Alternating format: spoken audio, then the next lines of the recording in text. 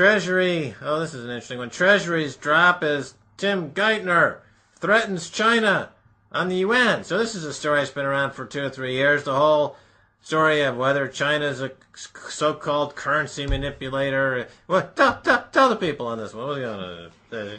Well, Tim Geithner apparently said that, he said that China was a currency manipulator, but he also said that they have to spend more money to stimulate their economy. Uh-huh. Now, international investors, currency traders, remember the biggest market in the world is the currency market. Over $3 trillion of currency are traded a day.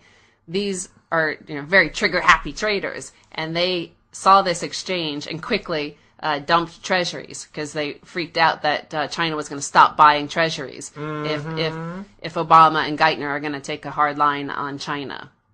Yeah, be careful what you wish for.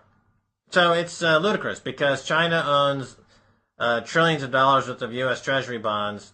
China feels like they're running the show and that they need to school America on how to run the American economy.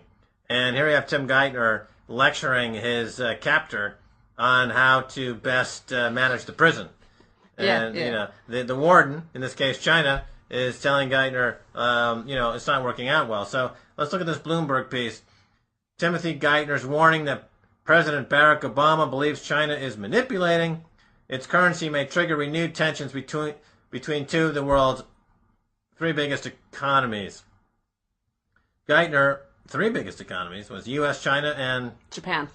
Okay. Geithner, Obama's nominee for Treasury Secretary, also told senators the administration will press China to, quote, adopt a more aggressive stimulus package to boost its domestic economy. Now, China's got over $1 trillion worth of Forex reserves, foreign exchange reserves, and many of those Forex foreign exchange reserves are U.S. dollars. If they convert those U.S. dollars into yuan instead of shipping them back to America to buy treasury bonds, they would cause a lot of inflation in China, which they're trying to avoid, because then they've got civil unrest.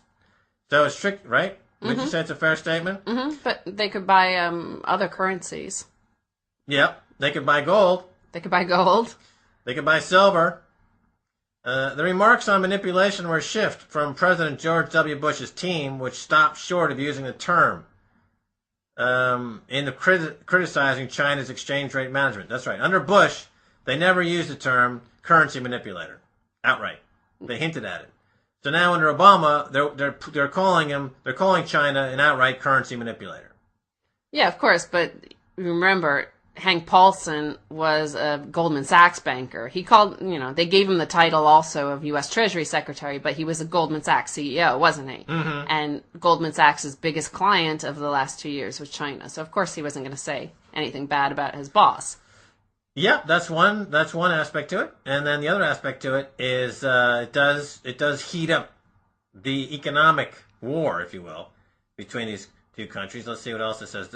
The signal this sends is not good, quote, end quote, for ties between the two nations, said Charles Freeman, a fellow at the Center for Strategic International Studies and former top trade negotiator for China at the U.S. Trade Representative's Office. It opens a Pandora's box. We need the Chinese to hold their treasury and agency debt. That's irrefutable. The U.S. definitely needs China to hold all their debt.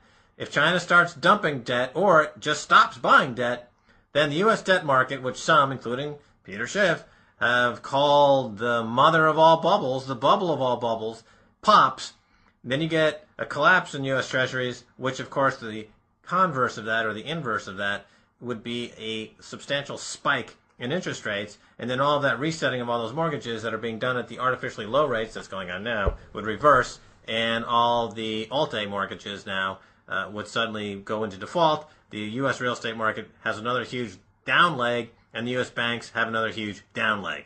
Now, obviously, it would also impact China because America is their biggest buyer of the stuff that they ship out, export.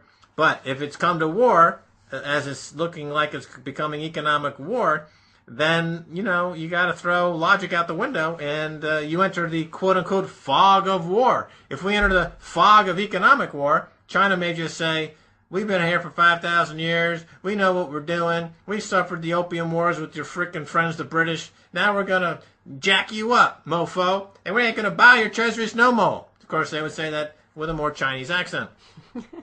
Geithner's comments triggered a drop in treasuries on concern that demand from China, the largest foreign investor in U.S. government debt, may wane. I like that. It may wane. Mm-hmm. Yes, with his last breath, as the last drops of blood trickled out, it could be said that the life force within that entity may wane. They may also reignite calls among some U.S. lawmakers for measures to punish trading partners. Uh-oh, trade war. Hello, depression. Smoot-Hartley Tariff Act. Yeah, baby. Let's put up the trading walls. Globalization's over. Somebody tell George Mobiot. Partners received to have undervalued exchange rates. Yeah. What they can't work out diplomatically, we can work out legislatively. Well, no, I disagree. What they can't work out diplomatically, they're going to try to work out financially using weapons of mass financial destruction, futures contracts, the COMEX, the NYMEX, the various other futures exchanges, this is where the war is going to be fought. And while they are fighting their war, the third wave of economic evolution will be stirring under our feet, the increased return economics wave. And the people will arise from the ashes of these morons who are going to be selling their own lungs on eBay for a can of tuna fish. I like that. I like that phrase, increased return economics. You've got to stamp it with your own thing. Well, I wish I could, except somebody else already did. There's a book called 10 Rules for the New Economy, which came out in the late 90s. I forget the author.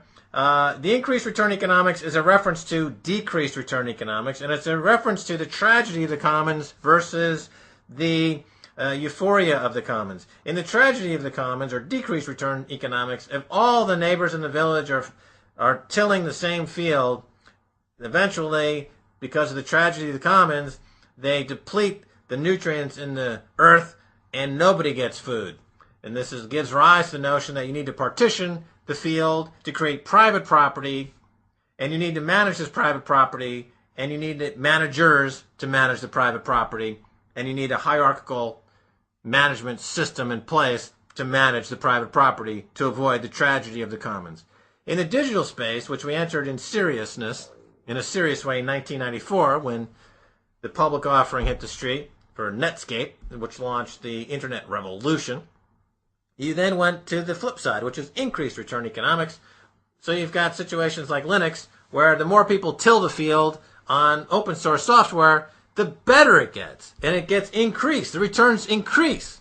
It also refers to the idea of the power of the network, which refers to Robert Metcalfe's law of the network, which says that every node you add to the network increases the value of the network by the square root of the number of nodes on the network. So, one fax machine is worthless. If you have one fax machine in the world, it's worthless. Two fax machines become worth something because you can fax back and forth to each other. Three fax machines increases the value of those fax machines, I guess it's exponentially. And then every time you add a new fax machine to the network and you increase the number of contacts you can be made in the network, it increases the value of the network. Facebook is worth however many dollars Microsoft paid for their minority interest because of the virtually infinite number, and growing every day, of contacts that can be made from all the people in that network. And so you have this idea of increased return economics. It totally flies in the face of the hierarchical management structure that was informed American business model, in particular after World War II, going forward into 1994.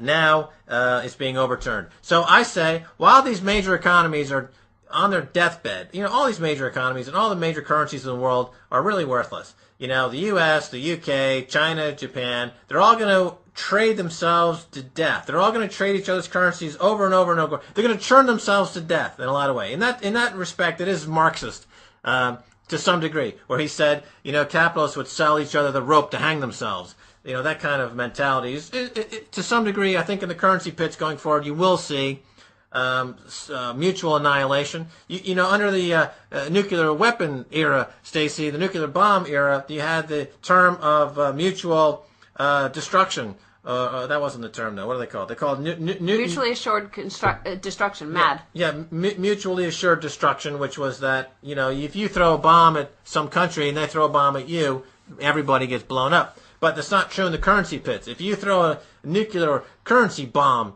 at China and they throw a nuclear currency bomb at you via the currency pits, nobody really gets hurt physically. It's just your economy and your currency that collapses. And the people who are doing the fighting get rich.